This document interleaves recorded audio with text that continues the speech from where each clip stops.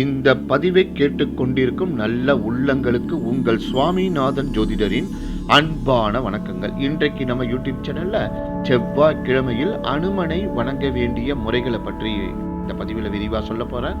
அதற்கு முன்னாடி நம்ம யூடியூப் சேனலை யாரெல்லாம் சப்ஸ்கிரைப் பண்ணலையோ சப்ஸ்கிரைப் பண்ணுங்க, ஷேர் பண்ணுங்க, லைக் பண்ணுங்க. இப்போ பதிவுக்குள்ள போயிடலாம். நீண்ட நாட்களாக தீராத கடனால் அவதிப்பட்டு வருபவர்கள் செவ்வாய்க்கிழமை அன்று ஆஞ்சநேயரை வழிபாடு செய்ய வேண்டும்.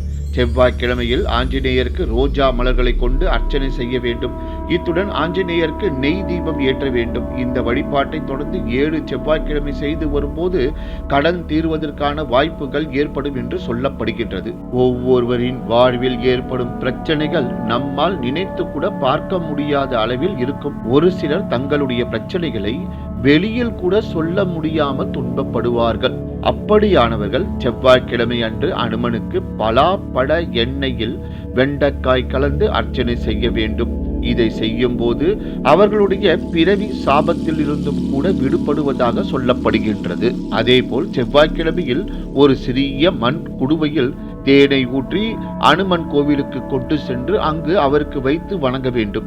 இப்படி வழிபட்ட தேனை நீங்கள் வீட்டிற்கு கொண்டு வரலாம் அல்லது அனுமனுக்கே வைத்து விடலாம்.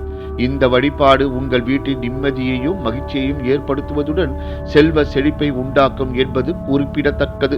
காரிய தடைகள் உள்ளவர்கள் எந்த காரியத்தை எடுத்தாலும் அதில் தோல்வியை மட்டுமே சந்தித்துக் கொண்டிருப்பார்கள். செவ்வாய்க்கிழமையில் அனுமனுக்கு வெண்பூசணி திலகத்தை தடவி வழிபட வேண்டும். அதிலும் குறிப்பாக அவரது வலது தோளில் வெண்பூசணி திலகத்தை தடவ வேண்டும். இந்த வழிபாட்டை தொடர்ந்து செய்யும் போது அனைத்து காரியங்களும் வெற்றியாகும் என்பது ஐதீகம்.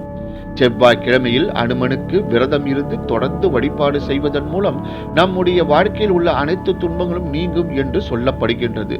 இந்த வழிபாடுகளில் நம்பிக்கை உள்ளவர்கள் அனுமனை இந்த முறையில் வழிபட்டு தங்களுடைய தீராத துன்பத்திலிருந்து வெளிவரலாம் என்ற இந்த தகவலுடன் இந்த பதிவை நிறைவு செய்து கொள்கிறேன். நன்றி, வணக்கம், வாழ்க வளமுடன்.